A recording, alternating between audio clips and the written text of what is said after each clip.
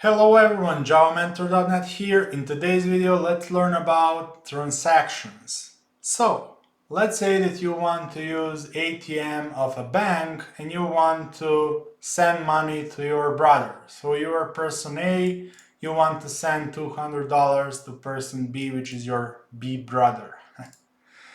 Okay, so ATM has something like this as a logic where it says first of all decrease the balance of one person and then increase the balance on of another person.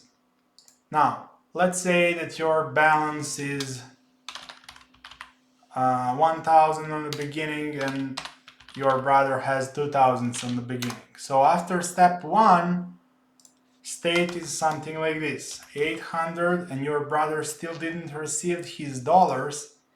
And then after step number 2, he received his money. But what happens if step 1 is executed? This is the state, and ATM is out of electricity, for example. So ATM doesn't do this operation, doesn't perform this operation successfully, and when the ATM is got the power again, electricity, this is the state, and this is wrong. So one person lost his money and another person didn't receive that money. For that exact reason, ATMs use transactions, and transaction has 4 features. Acronym is ACID. Transaction features. So A is for atomicity. Atomicity. Okay. Sorry, atomicity. Okay, what this means? If you have 10 operations inside one transaction, either all of those operations will be executed and the result will be written to the database, or none of those will be executed and nothing will be written to the database. All changes will be rolled back and you will have the state before transaction.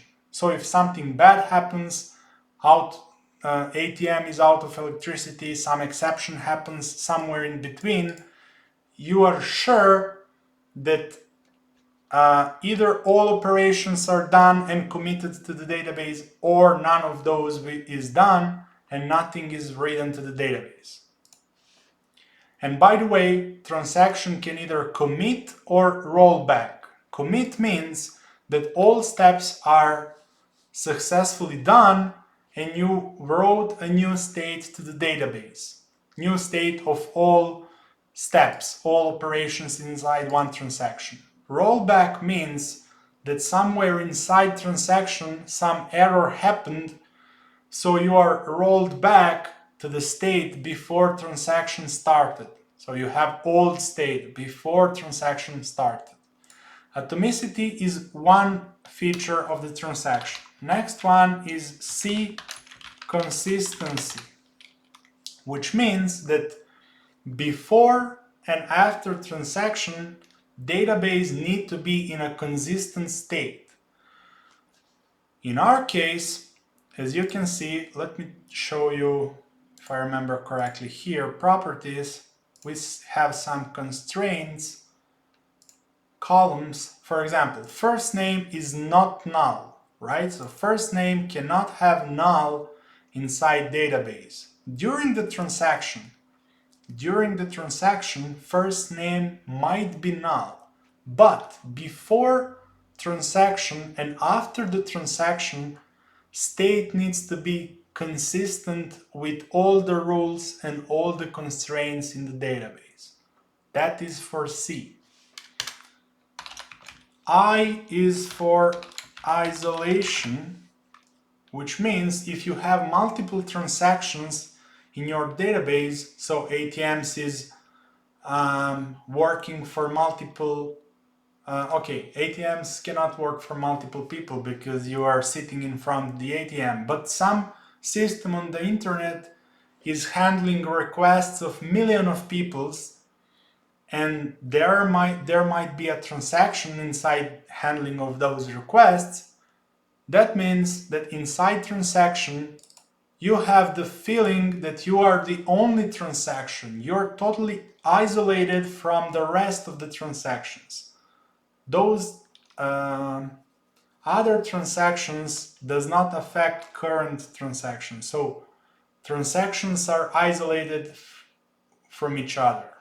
And the last D is for durability, which means that if you commit something to the database, that commit, that change in the database will be preserved there.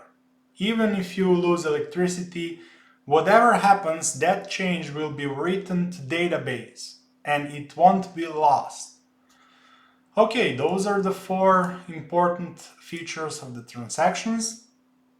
We learned what are commit, when all operations of the transaction successfully are done and written to the database, and what is a rollback. That is when one of the operations is not successfully written to the database, so you roll back to the state before transaction.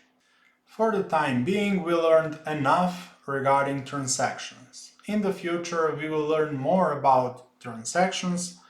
Namely, we will learn transaction isolation levels, we will learn about propagations and so on, but for now we'll learn basics.